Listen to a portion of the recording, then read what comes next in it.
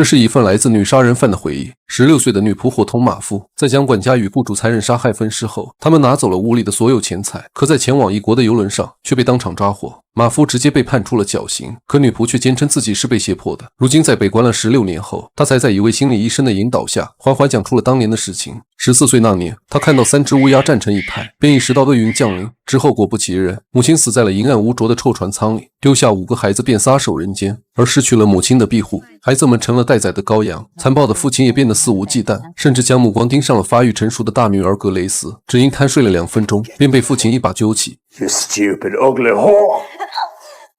即便女儿已经昏迷过去，酒鬼父亲也不愿让她闲着，但好在她及时醒来。而看着又睡死过去的父亲，格雷斯产生了一个恐怖的想法，举起装满土灰的钢桶，随即便朝床边走去。可在砸下去的瞬间，他却犹豫了起来。但他并不是不敢杀了这受父，只是怕弑父的罪名太过沉重。而以上画面就是出自于格雷斯的回忆。可在16岁那年，他却成为了杀害2条人命的帮凶，先是被判处了绞刑，后又改为无期徒刑。如今在遭受了长达16年的逼供后，他仍坚持无罪，以至于枫叶国的公民们都开始怀疑他是被冤枉的。而迫于舆论的压力，法院专门从美国请来了心理医生乔丹，来判断当年的格雷斯是否属于被胁迫杀人的。而格雷斯也十分清楚，只要医生的一句话，他立马就能重获自由。于是一件崭新的谋杀案便从格雷斯清澈的眼神和曼妙的语调中娓娓道来。 Yes, Mark's made me do it! She's a whore! Murderer! 那时的她还是未水嫩的碧玉少女，母亲去世，父亲又毫无人性，并且在被格雷斯多次拒绝后，他又以弟弟妹妹们为要挟，让格雷斯滚出去挣钱。 Send money back before the box it is so hard you can't hear a thing. 为了可怜的弟弟妹妹们，格雷斯只能噙着眼泪外出打工。他先是来到一处富人家当女佣，而在这里，他结识了这辈子最要好的朋友玛丽。玛丽的脸上总是洋溢着笑容，她就像个大姐姐般，教会了格雷斯很多东西。可在某天深夜，懵懂的少女出来朝孕，她惊恐地四下尖叫，以为自己命不久矣。好在玛丽温柔的安抚和耐心的解释，让格雷斯懂得了其中的深意。但同时，他也收到了好友的一句忠告：从现在起，一定不要轻易相信男人。接着，为了庆祝格雷斯的蜕变，玛丽告诉他，传说只要一次性将苹果皮削完，就能得知未来丈夫的第一个字。格雷斯照做了，并顺利得到了一个带着 J 的字母。可玛丽就没那么幸运，连续削了3个都没有削下完整一颗，而这也似乎预示了她往后的命运。果然，隔天一早，第一个带 J 的人出现了，他叫杰无基，是个跑江湖的。而在他看到格雷斯的第一眼，一股莫名的熟悉感竟油然而生。于是他主动为格雷斯卜了一卦。 You will cross water 3 times. You will have much trouble. But all will be fine in the end. You're one of us.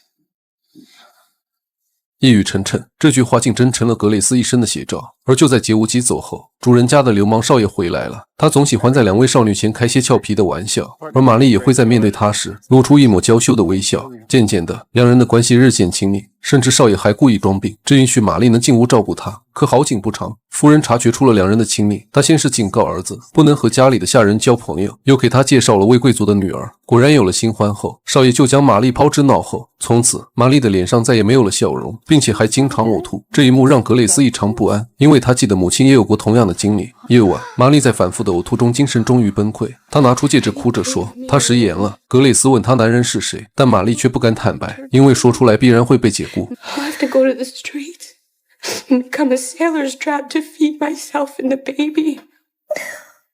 That kind of life will be the end of me soon. 格雷斯只能劝她和男人再好好谈谈，但残忍的是，男人不仅只给了5元的补偿，而且还警告玛丽别想用孩子来缠上他。He said it wouldn't catch him this way. He said he doubted the child was even his. He said if I wanted a quick end to my troubles, I should just go and drown myself. 无路可走的她，只能在闺蜜的陪同下来到了一家黑诊所。而在一阵撕心裂肺的惨叫过后，她一瘸一拐地回去了。本以为这件事就此结束，可到了半夜，她却疼得浑身抽搐。结果天亮以后，就因失血过多死在了床上。死的时候连眼睛都没闭上，她就这样被人裹着床单随意丢了出去。而由于亲眼目睹好友的死亡，格雷斯差点疯了。他在工作时忽然晕倒过去，醒来后竟和玛丽互换了灵魂。 Where's Grace? What has happened? Where's Grace? Grace. You are Grace. Mary has died. No.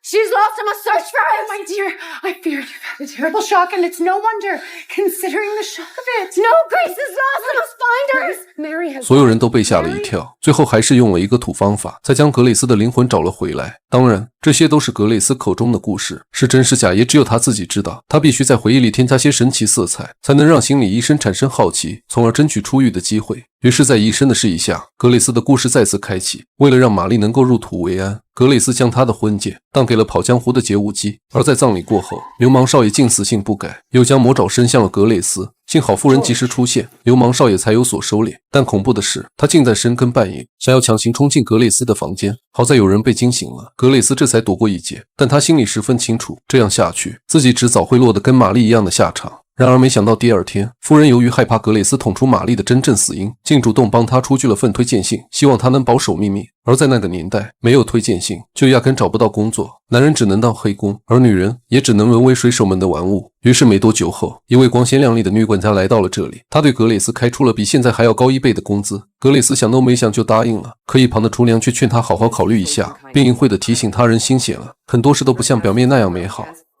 And I didn't have the least idea of what she was talking about. Have you heard any harm spoken of Mr. Kinnear? Nothing the world at large would call harm.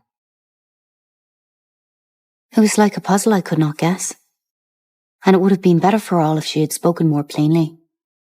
But the pay was higher than anything I'd had before, which weighed heavily on me. But what weighed even more heavily on me was Nancy Montgomery herself. She resembled Mary Whitney. Or so I then thought, and I'd been depressed in spirits ever since Mary's death.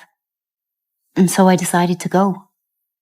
他本以为离开了这里，一切便会重新开始，然而接下来的故事竟逐渐偏离了所有人的预期。在去往新雇主家的路上，格蕾丝被同车的老流氓纠缠，一下车便想拉着他去旅馆放松，而这一幕也恰好被前来接他的新雇主看到。Would your name be Grace Marks? Yes. Is this man a friend of yours? No, he is not. The lady does not desire your company. She is no lady. She's a whore. I'm Thomas Kinnear, your new employer. I've come to fetch you. 格蕾丝有些震惊，因为在他的记忆里，不仅从未有人替他出过头，而且还扶着他坐上马车。Just as if I was a fine lady. And there we were, driving up Young Street.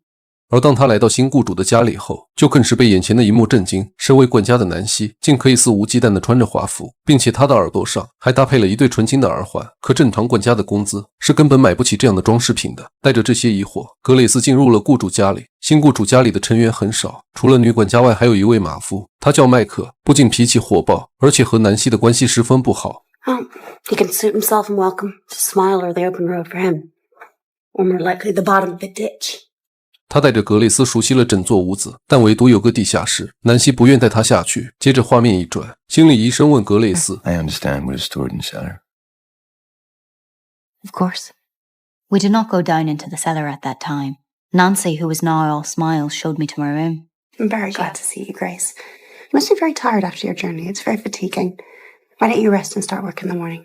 更奇怪的是，南希仿佛拥有双重人格，前一秒还跟格蕾丝如挚友般亲密，让她为自己梳头发，还邀请她睡在自己身旁。可一旦雇主先生在场时，他又对格蕾丝表现出极度的憎恶，甚至不允许格蕾丝为主人端茶倒水。而有次格蕾丝在打扫主人的房间时，讲出了一幅画的来历，让主人狠狠夸赞了一番，这可把一旁的南希气坏了。他将气全部洒在麦克身上，给他安排了洗厕所的工作。麦克被气得乱吼乱叫，却又无可奈何。他不止一次对格蕾丝透露过想要杀掉南希的想法，但也仅仅只是想象而已。因为麦克总喜欢在骂完南希后，再对格蕾丝一番调戏。Fancy remarks to yourself? I'm not a mare. I didn't mean it.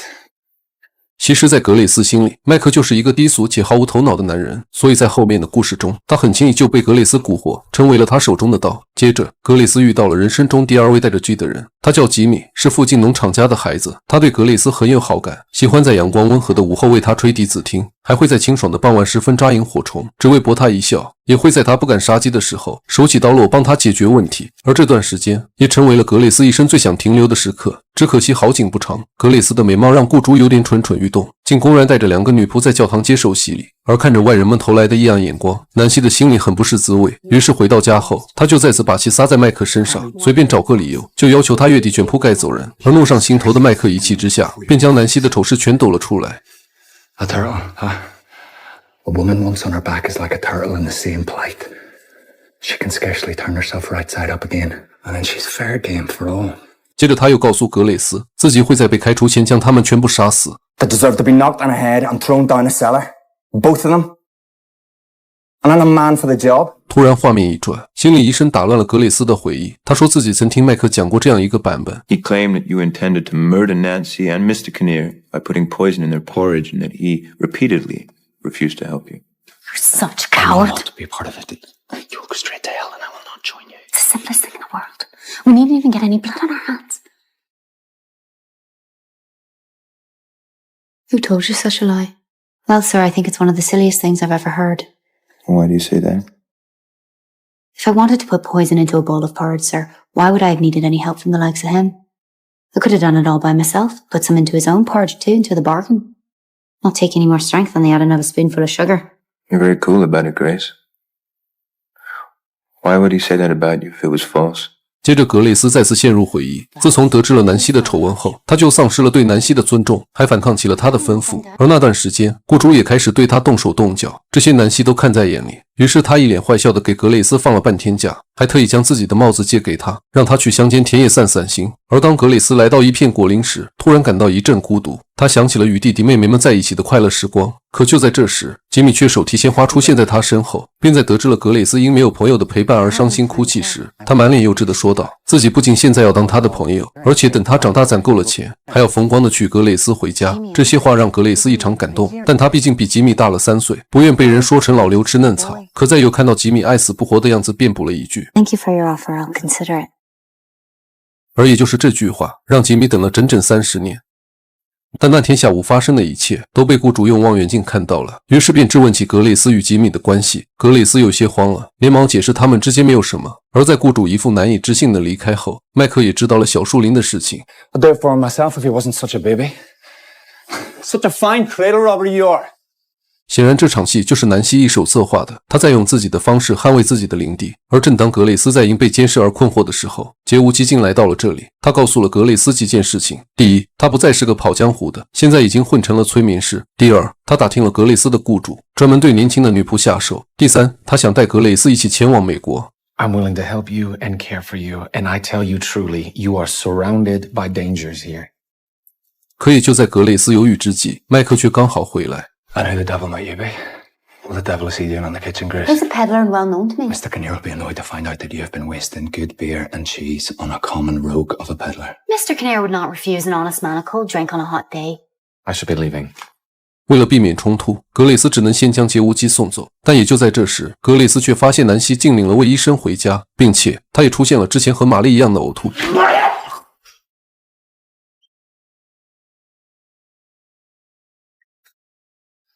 Clean it up.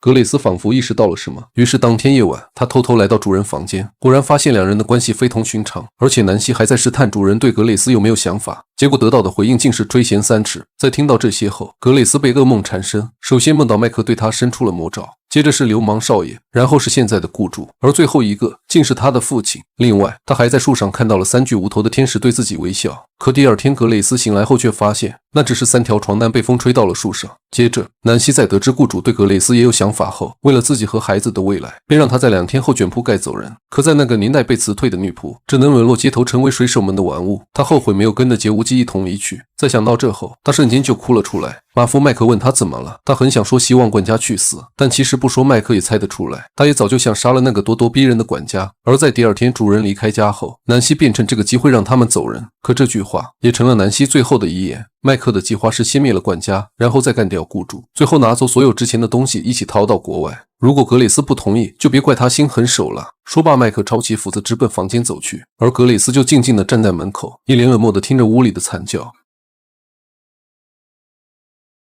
接着画面一转，心理医生问他，南希的真正死因是被一条围巾勒死的。格蕾丝知道围巾是自己的，但碰巧这部分记忆完全想不起来了，因为他曾经被关进精神病院，里面惨无人道的折磨让他丢失了部分的记忆。无奈，医生只能让他先继续讲下去。而雇主回来后，麦克没有犹豫，直接一枪毙命，然后将尸体也丢进了地下室。格蕾斯趁着这个机会准备逃跑，可却被麦克开枪威胁。案子到了关键时刻，医生又问当时被枪声吸引过来的吉米，看到他当时精神良好，而且还穿上了南希的衣服和鞋子，这又该怎么解释？格蕾斯想了想后答道 By then he had forgot all of his former love and sentiments towards me,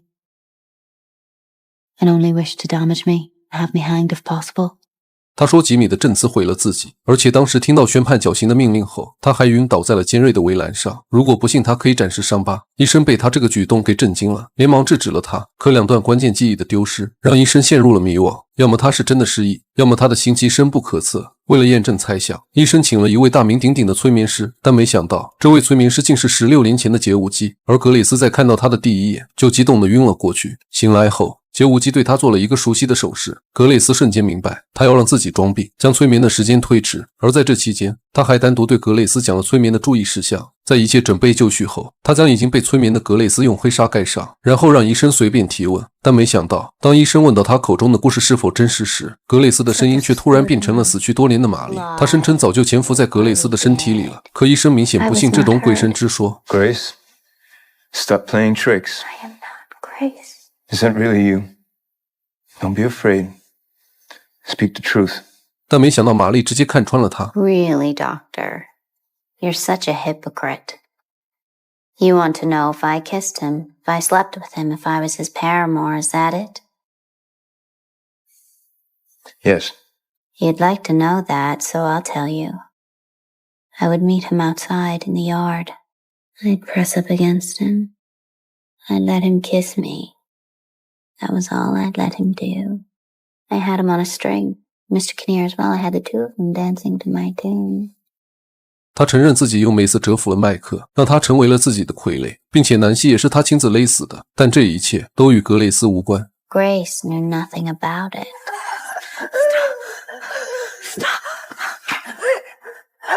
最终，在杰无基与格蕾斯天衣无缝的配合下，所有人都认为罪魁祸首是玛丽，但唯独医生无法接受这样的言论。一方面是因为他在与格蕾斯交谈的这段时间内，早就爱上了可怜单纯的她，可如今在听到格蕾斯用双重人格来为自己开罪时，他又对这个女孩彻底绝望，之后便没对任何人打招呼，就失魂落魄地逃回了家乡。而格蕾斯的案子也被就此搁置。可在又过了15年后，一次大赦让格蕾斯终于恢复了自由身，但此时的他已经年近半百，并且一无所有，可以对老夫妇需要接他出国，并声称有位绅士已经等他很久了。而这也是格蕾斯人生中第3次涉水。他以为那位绅士应该是杰无基，但没想到竟是曾冤枉他的吉米。他为当年作证的事深感愧疚，这么多年他一直未娶，希望格蕾斯能给他赎罪的机会。说着便递上了戒指，格蕾斯微微一愣，随即便接受了吉米的求婚。而故事的最后，他与吉米顺利完婚。当时加拿大的女孩们出嫁前都会亲手缝制被子，格蕾斯也给自己缝了一床，背面由3块组成，一块来自好朋友玛丽的衬裙，一块来自监狱里面穿的睡衣，一块来自死去的南希的裙子。之后格蕾斯又忍不住给医生写了封信，但此时的他已经病入膏肓。而在他看完来信后，轻轻呼唤了一句格蕾斯，然后便停止了呼吸。至此全篇结束。这部短剧出自玛格丽特的同名小说，由真人真事改编而成。但如今200年过去了，他到底有罪还是无罪，至今没人说得清楚。有兴趣的朋友可进主页粉丝群看完整版，再细致的解说也无法比拟原著。